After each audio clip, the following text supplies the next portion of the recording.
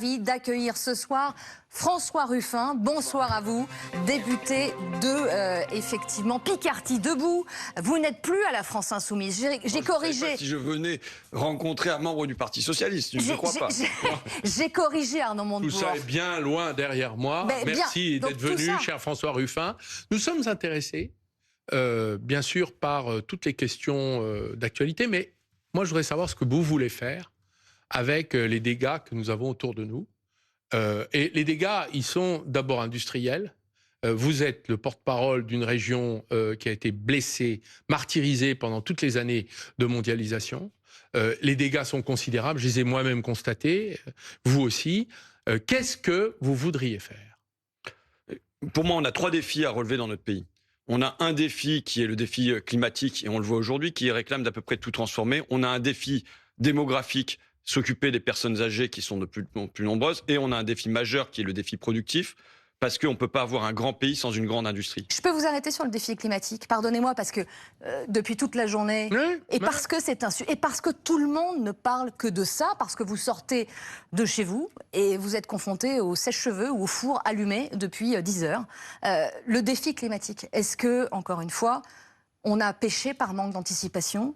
Est-ce que nos gouvernements n'ont rien fait pour, finalement, avec des signaux qui étaient peut-être sous notre nez, n'ont rien anticipé? Qui aurait pu prédire? Qui aurait pu prédire?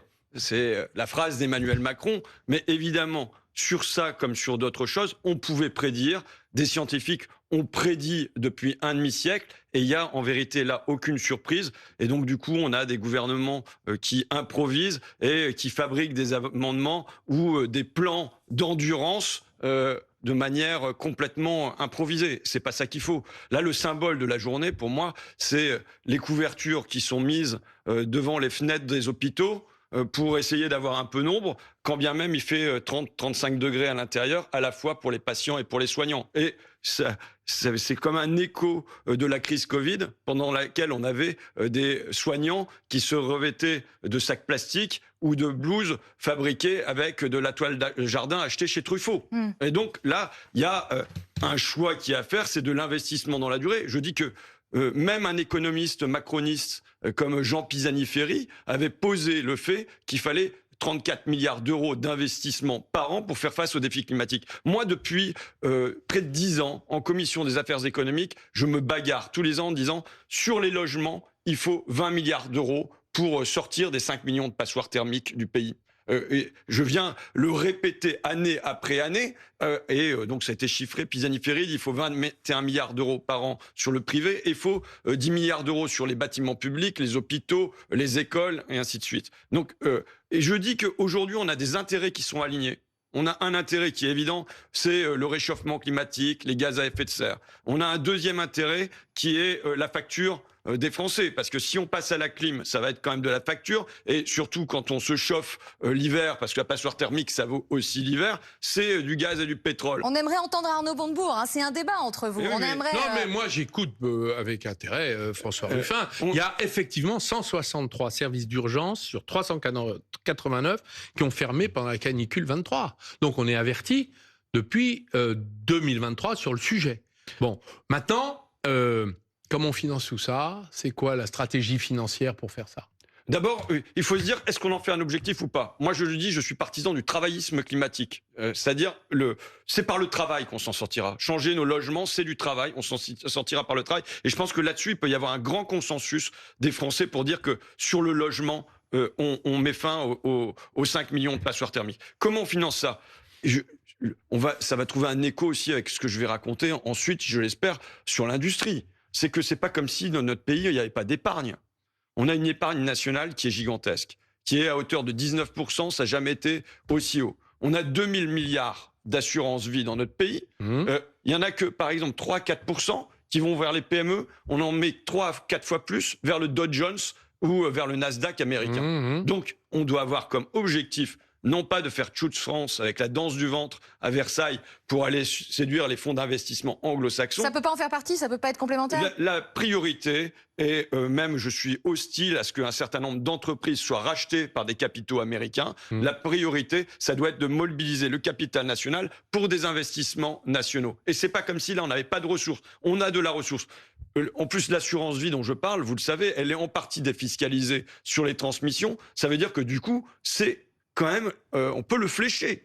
Et là, on ne le fait pas à part vers les obligations d'État. Alors j'ai fait 7 commissions d'enquête parlementaires, parce que moi on me convoque, donc je viens prêter serment dans les députés. Vous y allez à chaque fois. J'y vais, c'est normal, je respecte les institutions de mon pays. Et non, j'aurais dit ça. J'aurais dit, il y a de l'épargne, il faut maintenant un fonds souverain pour financer les PME non cotées. On n'a jamais réussi à le faire. À votre avis, c'est quoi la résistance? Elle est où? Vous savez, Monsieur Montebourg, qu'il y a une grande résistance intellectuelle, idéologique, de paresse, d'inertie dans notre pays, qui fait que les dirigeants, à la fois politiques et économiques, ils fonctionnent comme un paquebot qui suit le même sillon et qui continue à répéter mondialisation, qui continue à répéter concurrence, compétitivité, quand à un moment, il faut flécher, il faut intervenir. Et que, pour l'instant, ils ne le veulent pas. Et c'est une grande résistance que vous avez eu à affronter, mais qui continue à être à l'ordre du jour aujourd'hui. Alors, qu'est-ce qu'on fait sur l'industrie? On finance, d'accord. Mais les chefs d'entreprise, s'ils se font massacrer de 80 milliards d'impôts nouveaux, est-ce que vous croyez qu'ils vont se lancer dans la bagarre? C'est un projet national, on a besoin d'un compromis social entre les forces du travail et du capital. C'est une espèce d'alliance des forces productives. Quand je lis le programme de Jean-Luc Mélenchon, je ne sais si vous le soutenez, je vois qu'il y a 200 milliards d'impôts. C'est vraiment que vous ne regardez pas trop la radio ou la télé pour pas savoir. Pas trop. Je ne le soutiens pas. Vous le soutenez pas, vous le soutiendrez plus jamais. C'est ça?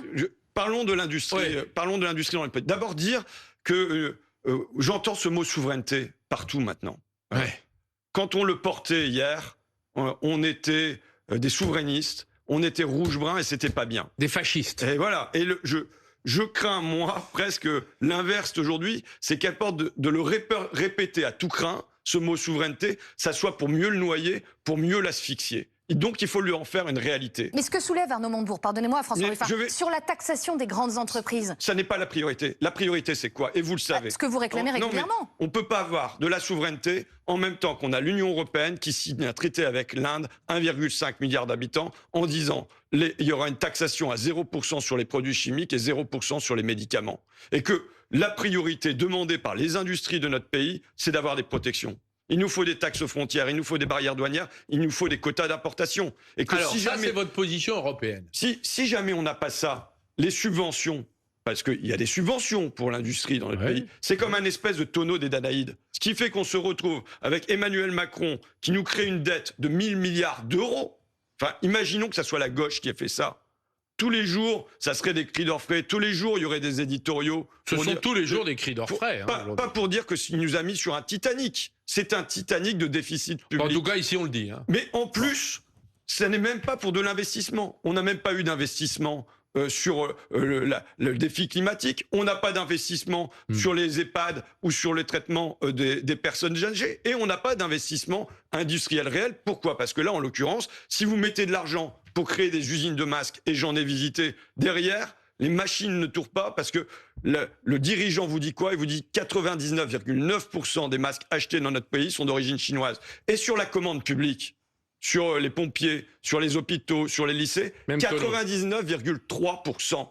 Alors justement, j'ai compris votre position. On a compris votre position. Donc il y a une chose, Monsieur Montebourg, c'est le Buy French Act. C'est la commande publique nationale tout de suite. Et ça, on peut pas le dire en français, pardonnez-moi. Je le dis au français. Non, buy French Act, c'est pas très français. Alors je dis, j'ai de l'achat français. On a compris votre position. Je le dis parce qu'aux États-Unis, ils n'hésitent pas là-dessus. Ils ont le Buy American Act, d'accord? Ils ont le Buy Small Act, c'est-à-dire l'achat réservé aux petites et aux moyennes entreprises. Ils ont, depuis des décennies, ils ne se sont pas leurrés, ils ont des outils de protection de leur industrie, comme l'ont fait les Chinois. Et nous, on regarde passer les trains et on laisse faire. Aussi parce qu'il y a des intérêts européens qui se disent on va les prolonger en Inde, dans l'interland indien, ce qu'on a fait en Chine. Le capital européen, il veut ça. Il veut aller chercher avec vous, Arnaud il veut aller chercher. Bien sûr. Attendez, on est d'accord sur cette position, mais moi j'ai une question à vous poser. Le commissaire européen, M. Séjourné, macroniste, a déclaré dernièrement, s'il n'y a pas des mesures de protection contre la vague chinoise qui est en train de laminer l'industrie automobile, chimique, machine-outil que vous connaissez et que vous dénoncez à juste titre, eh bien ce sont les États membres qui, dans 2-3 ans, a-t-il dit, je le cite de mémoire, mais je crois que je suis tout à fait fidèle à ses propos, qui prendront ces décisions de façon unilatérale, individuelle, indépendamment du mandat commercial qui était donné dans les traités européens. Quelle est votre position par rapport à cette prophétie, cette menace, je ne sais, qui a été exprimée par le commissaire européen Séjourné? Dire d'abord que l'Europe doit être un combat. Moi, je ne vois pas une France qui combat aujourd'hui au niveau européen. Sur le Mercosur, on a fait semblant avec un Emmanuel Macron qui dit au Salon de l'Agriculture combien ce traité est horrible et qui ensuite va faire des embrassades à Lula. Donc, ça n'a pas de cohérence pour aller chercher des alliances. Pour ensuite dire que le compte n'y était pas quand même non plus. D'accord, mais quand vous avez mené une politique en zigzag comme ça, comment vous avez une majorité au Conseil européen? Vous ne l'avez pas. Et sur l'Inde, on n'a pas levé le petit doigt. Et je le dis, cet accord est nettement plus dangereux encore, là, pas pour l'agriculture, mais pour l'industrie, que ne l'est l'accord avec le Mercosur. Nous n'avons pas bougé. Donc d'abord, je veux voir ce que donne une France qui combat. Une France qui va à Bruxelles et qui sait où elle veut aller. Et où elle veut aller, c'est des taxations aux frontières, c'est des protections douanières. Et enfin, elle ne les décidera pas seule. Hein. Il faudra mettre un peu d'eau dans le vin. Hein, alors, comment vous allez faire? Mon principal regret quand François Hollande... Mais répondez à la question Séjourné. Un, on se bagarre à l'intérieur. Et deux, on pose un cas d'école. Je ne sais pas si le cas d'école, c'est sur le masque. Je ne sais pas si c'est sur la voiture électrique. Écoutez, sur les véhicules électriques, Trump est à 100% de taxes sur les véhicules chinois. L'Europe est à 25%. Hein? Sur l'acier, on est passé au-dessus de 30. Expliquez-moi. Alors, évidemment, les ministres français disent, regardez, on a quand même obtenu ça. Donc, eux, ils disent, nous, on se bat, mais il y a un moment, on se prend des portes. Donc, le commissaire européen Séjourné dit, il menace les autres États membres en disant, si nous ne le faisons pas collectivement, on le fera individuellement. Est-ce que vous êtes d'accord? C'est le sens de l'histoire. C'est le sens de l'histoire. C'est le sens de l'histoire. Donc la France prendra des mesures de sécurité économique individuelles. C'est une nécessité depuis des années. C'est une nécessité démocratique parce que les Français ont voté le 29 mai 2005 à 55% et à 80% chez les ouvriers. Ils ont dit non, nous ne voulons pas de la concurrence libre et non faussée. Non, nous ne voulons pas la libre circulation des capitaux et des marchandises. Nous voulons de la régulation. On ne veut pas de l'autarcie. On ne veut pas se fermer, mais on veut de la régulation. Voilà la demande profonde du peuple français. Et notre démocratie... Et donc vous pourriez reprendre à votre compte « France first » en mauvais français, du coup. C'est ça, si je suis votre long... Je dis, je ne ferai pas... La France d'abord. Je ne ferai pas ce qu'a fait Trump aux États-Unis, c'est-à-dire que je considère que relever les barrières douanières de manière uniforme sur tous les produits n'a pas de sens. Il nous faut identifier les 100 produits qui nous paraissent les 100 produits stratégiques sur lesquels, là, on vient muscler notre jeu, on vient... produire des taxes aux frontières et des barrières douanières. Une objection, François Ruffin. Rapide. Trump a mis des taxes très élevées sur les Chinois, sur les produits chinois. Les importations chinoises aux États-Unis en 4 mois de l'année 2026 ont chuté de 20%. Donc Trump, pardonnez-moi, il y a de l'effet, ça marche. Mais je dis juste... C'est ce qu'il faudrait que l'Union européenne fasse. Ce que je dis, M. Montebourg, c'est qu'il faut le faire de manière ciblée. Est-ce qu'il est aussi prioritaire de retrouver, je vois... des éoliennes, donc de la technologie sur toute l'énergie, qu'il l'est de le retrouver de la souveraineté sur votre cravate. Je crois qu'il y a des priorités à faire dans ce qu'on veut rapatrier dans notre pays, ce sur quoi on veut retrouver notre souveraineté. Alors vous n'avez pas répondu à la question fiscale, parce que si vous voulez qu'il y ait des chefs d'entreprise qui montent des boîtes, qui les fassent prospérer, qui créent des emplois, qui remplacent les friches industrielles par des entreprises et des usines, il y a un moment... il va falloir écouter ce qu'il raconte. Mais il faudra faire donc... J'en suis un, cher ami, j'en suis un devenu. D'abord, j'ai mon parcours de petit entrepreneur, moi aussi. Okay. Et par ailleurs, je ne fais que discuter avec des patrons, notamment de PME. Je le dis pourquoi. Le rapport d'Olivier Luanzi, qui devait être remis au chef de l'État. Finalement, il y a renoncé parce que ce qu'il y avait à l'intérieur ne lui convenait pas. Qu'est-ce qu'il venait dire? Il venait dire 2/3 du potentiel de réindustrialisation, ce sont les PME. Or, on a un État qui pense par les gros et par le haut, et qui donne du coup des aides publiques aux plus grosses entreprises qui les taxent moins, tandis qu'on a des PME qui aujourd'hui payent davantage d'impôts et en revanche reçoivent moins d'aides publiques. Mais il faut faire la saison 2 de ce débat entre vous. Vous êtes inarrêtables. Mais c'est vrai que c'est un sujet. Il faut qu'on s'arrête. Il faut qu'on s'arrête, évidemment, parce que ça va trop vite. De passer d'une mondialisation malheureuse à une démondialisation heureuse. Juste un dernier mot, parce que j'ai envie de vous entendre. Arnaud Montebourg aussi, on en parlait dans la semaine d'Arnaud Montebourg tout à l'heure. Les propos de Bali Bagayoko sur la Marseillaise. J'aimerais vous entendre. Mais c'est une faute. C'est une faute évidente. Et moi, dans mon histoire, au contraire, je me suis toujours bagarré pour que nos symboles républicains, nos symboles nationaux, la Marseillaise, le drapeau tricolore, la devise liberté, égalité, fraternité, qui sont issus de la Révolution, ne se mettent pas à appartenir au Rassemblement national. C'est une faute. Et je rappelle. Mais ça appartient à tous les Français. Mais bien sûr. Et donc, ça n'appartient pas à un camp. Ça n'appartient pas à un parti, ça n'appartient pas à une coterie, ça appartient à tout le pays. Mais c'est quand même issu d'un mouvement révolutionnaire, d'une tradition de gauche. Et souvenez-vous de ce que avait dit Lilian Thuram en 2001, lorsque l'hymne national avait été sifflé par l'Algérie, que le match avait été arrêté. En 2001, effectivement. Parce que le terrain avait été envahi par des supporters. Il avait pris l'un des jeunes gars qui était là en lui disant « Mais tu te rends compte la bêtise que vous faites ? Tu te rends compte le cadeau que vous faites aux racistes du pays ? C'est pas ça du tout qu'il faut faire, c'est l'inverse. Et il y avait chez Lilian Thuram la grande conscience d'une faute politique ce soir-là. Et un an plus tard, on avait Jean-Marie Le Pen qui a accédé au deuxième tour de l'élection présidentielle. Je vous entends très attentif. Vous êtes convaincu ? Écoutez, franchement, ce maire ne devrait pas être maire. Excusez-moi, il ne devrait plus l'être. Pour moi, c'est inadmissible ce qu'il a fait. Ce sera le mot de la fin. Vraiment, c'est très grave ce qu'il a fait. Écoutez-moi bien. Hein. Et on vous a bien entendu. Merci beaucoup François Ruffin pour ce duel passionnant. Il faudra faire la saison 2, hein, franchement, parce que la conversation n'est pas terminée entre vous. Merci beaucoup. Merci M. Ruffin. Bon retour dans la Somme. En Picardie, ouais. Vive la Picardie, en effet. À très bientôt. À 7h de l'émission. C'est l'endroit où il y a le plus d'éoliennes dans le pays. Oui, ils sont inarrêtables et très dissipés. Mais à 7h de l'émission, c'est à présent la séquence On marche sur la tête. Et je suis ravie d'accueillir Élise.